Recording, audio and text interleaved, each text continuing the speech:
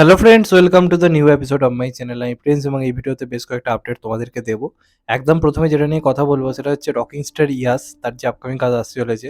একটা তো জানি টক্সিক বলে সিনেমাটা রিলিজ করছে, যারা বলিউডে তার একটা বড় ডেবিউ হতে চলেছে রামায়ণ সিনেমাটার মাধ্যমে, যেটা নিতেশ তিওয়ারি আর কি ডাইরেক্ট করছে। যেখানে রামের চরিত্রে আমরা রণবীর কাপুরকে দেখতে পাবো, সীতা হিসেবে সাই পল্লবীকে দেখতে পাবো।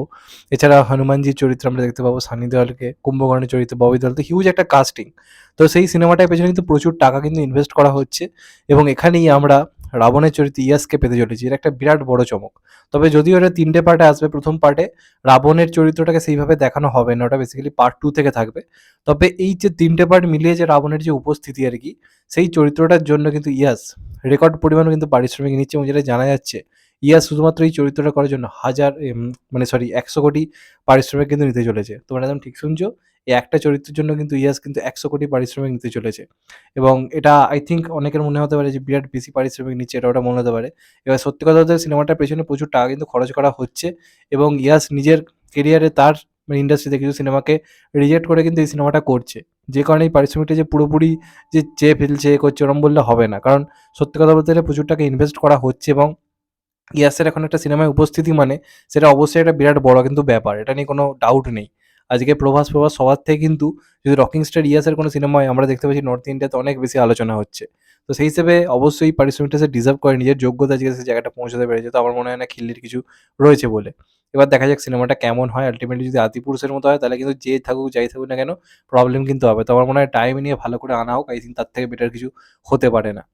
এরপর যেটা নিয়ে বেসিক্যালি কথা বলবো সেটা হচ্ছে মহেশবাবু এবং এস.এস. রাজামৌলির যে আপকামিং সিনেমাটা হতে চলেছে এবং বেসিক্যালি মহেশবাবুর ২৯তম সিনেমাটা হতে চলেছে, সেটা সম্বন্ধিত একটা বড় আপডেট সামনে এসছে এবং খুব শীঘ্রই নাকি এই সিনেমাটার জন্য মহেশবাবু নিজের লুক টেস্ট করতে যাচ্ছে এবং যেটা জানা যাচ্ছে একটা বড় চমক, ৮ টা আলাদা, আলাদা লুকে আমরা এই সিনেমায় মহেশবাবুকে পেতে চলেছি। মানে একটা অভিনেতার ৮ খানা লুক কিন্তু থাকতে চলেছে। মহেশবাবু এরকম কেরিয়ারে কখনো হয়েছে বলে আমার তো মনে হয় না যে নিজের সিনেমায় সে ৮ খানা লুক তার রয়েছে একটা চরিত্রের পেছনে। এমনটা সচরাচর দেখা যায় না। মহেশবাবু যে ধরনের সিনেমা করে সেই হিসেবে। এবার এস এস রাজামৌলি তো বিরাট বড়, বড় কিছু ভাবে এবং এটা একটা অ্যাডভেঞ্চারাস মুভি হতে চলেছে। প্রচুর টাকা খরচ করা হচ্ছে। তো এটা কিন্তু একদম অন্যরকম কাজ হচ্ছে এবং মহেশবাবুর এমনি নরমাল সিনেমাগুলি দেখছেন তো কিরম লেভেলে বিজনেস করে। তো সেখান থেকে দাঁড়িয়ে যদি এস এস রাজামৌলির সঙ্গে কাজ করে, আই থিংক এর থেকে বড় কোলাবোরেশন আর কিছু হতে পারে না। কারণ নর্থ ইন্ডিয়াতে মহেশবাবুর একটা হিউজ ফ্যান ফলোইং কিন্তু রয়েছে। যেটা আই থিংক এস এস রাজামৌলির সঙ্গে যদি যুক্ত হয় তাহলে অনেক লোক দেখতে যাবে। তো এটার পেছনে যেটা জানা যাচ্ছে ৮ খানা আমরা লুক দেখতে পাবো মহেশবাবু। তো দেখা যাক ফাইনালি কেমন হয়। আমি তো বেশ এক্সাইটেড অবশ্যই এই খবরটা শুনে। এরপর যেটা নিয়ে কথা বলবো সেটা বেসিক্যালি হচ্ছে 'পুষ্পা 3' নিয়ে। 'পুষ্পা 2' রিলিজ ডেট আমরা সবাই জানি, কিন্তু ইতিমধ্যে খবর 'পুষ্পা 3' আমরা যেটা ভাবছিলাম 'পুষ্পা 2' এর পর অনেকটা পরে আসবে, ২০২৬-২৭ হয়ে যেতে পারে। আল্টিমেটলি তা কিন্তু না। যেটা জানা যাচ্ছে 'পুষ্পা 2, 3' নাকি একসঙ্গেই নাকি শুট চলছে। মানে 'পুষ্পা 2' এই যে এত দেরি হচ্ছে এটা ওটা আসতে, কোনো টিজার-ফিজার কিছু আসছে না। যেটা জানা যাচ্ছে 'পুষ্পা 2' এর সঙ্গে, সঙ্গে নাকি 'পুষ্পা 3' এরও খানিকটা শুট চলছে এবং 'পুষ্পা 2' রিলিজের ১ বছরের মধ্যে 'পুষ্পা 3' আনার প্ল্যান চলছে। মানে এই বছর ১৫ই আগস্টে আসছে হচ্ছে 'পুষ্পা 2' এবং যেটা জানা যাচ্ছে পরের বছরে মোটামুটি গরমকালের যে টাইমটা, এরম টাইম করে কিন্তু 'পুষ্পা 3' কিন্তু আনার প্ল্যানিং চলছে। মানে তারা খুব দ্রুততমভাবে এই কাজটা করছে। এই একটা প্রজেক্টের পেছনে তারা ৩-৪ বছর ফেলে রাখতে রাজি নয়। তারা ২০২৫ এর মধ্যে 'পুষ্পা' ফ্র্যাঞ্চাইজিকে মানে মেরে কি শেষ করার আরকি চেষ্টা করছে। 'পুষ্পা 3' তে গিয়ে সম্ভবত শেষ হতে পারে। 'পুষ্পা 2' তে কিন্তু শেষ হচ্ছে না, এটা তো 100% কনফার্ম হয়ে গেল। তো 'পুষ্পা 3' যেটা রিলিজ ডেট জানা যাচ্ছে সেটা কিন্তু মোটামুটি পরের বছরের এই সামার ভ্যাকেশনের টাইমটা করে। তো দেখা যাক ফাইনালি কি হয়। আর লাস্ট যেটা নিয়ে কথা বলব সেটা একটা হঠাৎ করে চমক সামনে এসছে। বাংলার একটা গান ছিল 'কে তুই বল', যেটা ছিল বেসিক্যালি হচ্ছে সম্ভবত 'হিরোগিরি' সিনেমার গান, যদি না খুব ভুল আমি বলি।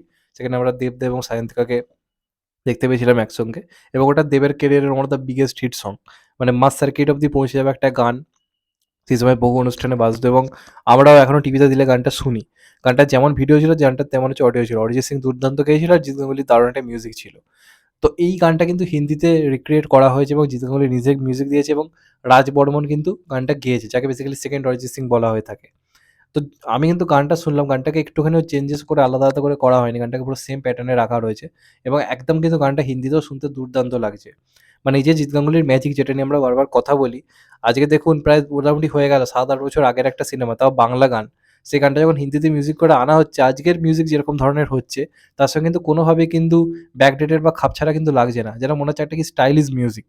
তো এই মিউজিক কিন্তু জিৎ গাঙ্গুলি এককালে দিয়েছে এবং এমনভাবেই দিয়েছে যে হিন্দিতেও কিন্তু ভালোভাবে শ্যুট করে যাচ্ছে। তো এখন যে ধরুন বাংলাতে যে প্যান ইন্ডিয়া এইটা ওটা যে কাজ যে হচ্ছে, আই থিংক সেখানে জিৎ গাঙ্গুলি মিউজিক দিলে প্রথম কথা বাঙালি অডিয়েন্সের কাছে মাস সার্কিট অব্দি জিনিসটা তো পৌঁছবে। কারণ জিৎ গাঙ্গুলি এমন শেষ মিউজিক ডাইরেক্টর যার গানের জন্য যার মিউজিক মাস সার্কিট অব্দি পৌঁছয়। এবং সেই ধরনের মিউজিকগুলো দিতে জানে, যে গানগুলো ইয়ুথদের মধ্যে একটা জনপ্রিয়তা আনবে। তো হিন্দিতেও গানটা আমি শুনলাম, এক কথায় কিন্তু বেশ ভাল লাগছে। সম্ভবত হিড়িয়া গানটার নাম দেওয়া হয়েছে। তবে লিরিক্সটা বাংলার I think better. Arijit Singh এর গলার সঙ্গে তো তুলনা হয় না, সেটা তো অবশ্যই একটা এক্স ফ্যাক্টর রয়েছে। প্লাস গানটার কিন্তু লিরিক্স বাংলাতে আই থিংক বেটার ছিল। হিন্দিতে লিরিক্স আমার অতটা ভাল লাগেনি। প্লাস ভিডিওটাও খুব একটা কিছু আহামরি হয়নি। তবে গানটা শুনতে দুর্দান্ত লাগছে just because of the music. এটা নিয়ে কোনো ডাউট নেই। তো যাই হোক, দেখে ভাল লাগলো যে অনেকদিন পর একটা বাংলা গান হিন্দিতে রিক্রিয়েট হলো এবং জিৎ গাঙ্গুলি শেষ যেগুলো করেছে বেসিক্যালি। যার বাংলা গানের হিন্দিতে একটা ডিমান্ড রয়েছে যে চলো বাংলা গানটাকে হিন্দিতে রিক্রিয়েট করো, ওখান থেকে অফার আসে। তো এইগুলোই ছিল বেসিক্যালি আজকের আপডেট। চ্যানেলটা নতুন হলে চ্যানেলটাকে সাবস্ক্রাইব করে দিও and hit the bell icon. ভালো থেকো সবাই। Take care. নমস্কার। আবার দেখা হবে এখনো তো ভাই। সবাই ভালো থেকো, সুস্থ থেকো। নমস্কার। Take care. আবার দেখা হবে।